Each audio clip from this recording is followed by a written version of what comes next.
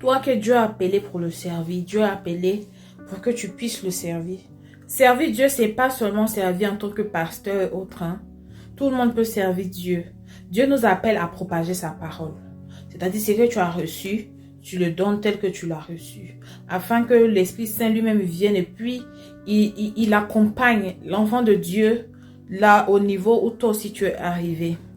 Tu n'as pas besoin de parler, de connaître la Bible par cœur. Moi-même, je suis là, je ne connais pas la Bible par cœur, oui. Je lis la Bible chaque jour, mais je connais beaucoup de versets de la Bible. Mais si tu me dis quel verset exactement, je ne saurais te dire, tu vois. En genre, je ne peux pas te dire verset tant. En tout cas, je peux te dire, mais pas tout, quoi. Je connais ce qui est écrit dans la Bible, mais pas tout. Je ne peux pas te dire quel verset, en fait. Donc, mais je fais...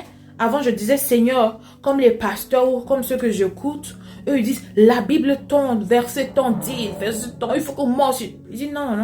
Chacun fait ce qu'il peut. Moi, je t'envoie. C'est pas toi qui parles, c'est moi qui parle au travers de toi. Je te donne ma parole. Donc, je fais aussi avec ce que j'ai.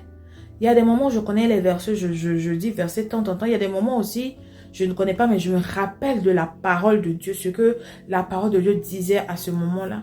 Et je le dis. Donc, il ne faut pas attendre de vouloir tout connaître avant de commencer à parler de Dieu. Pierre, il ne connaissait pas. Marc, il ne connaissait pas. Beaucoup de disciples de Dieu, c'était des hommes qui n'étaient pas instruits. Mais ils sont venus, Jésus-Christ les a choisis afin que lui puisse eux peuvent parler, lui puisse parler au travers d'eux. Regarde la mission qu'ils ont accomplie.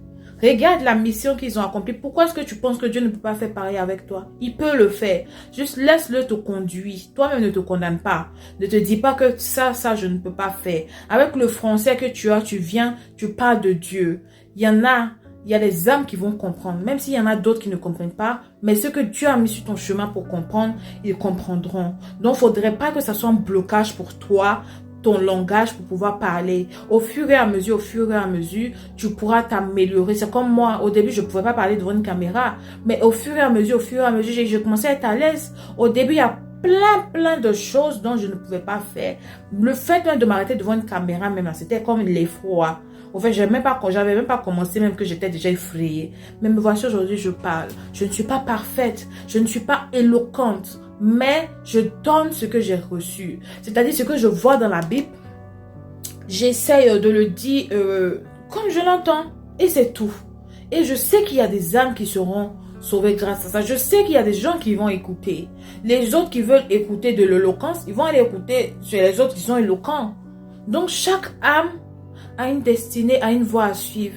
Non, ne laisse pas un blocage te pourrir la vie. Vas-y, fonce et dis-toi que ce n'est pas toi, mais que c'est Dieu qui fait au travers de toi. Shalom, soyons bénis. Amen.